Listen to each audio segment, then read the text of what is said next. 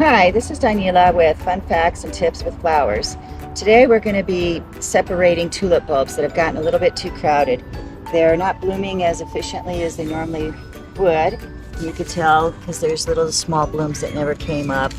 These got a little crispy from lack of water, but we're going to go ahead and dig them up and separate them so that they'll have a better bloom for next year.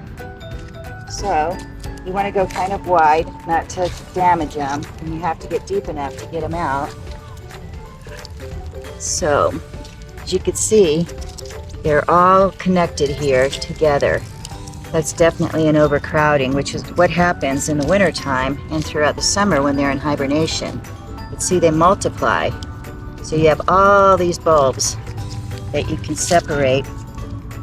You want to try to hang on to the larger ones to replant. If they're too small, like this one is a bit small, you can try to replant it or just toss it aside because you have so many now to choose from.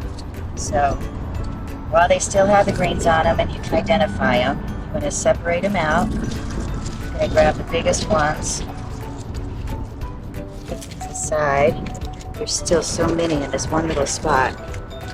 And then we're going to lay them out and just replant them. Just separate them, give them a little bit more room to grow.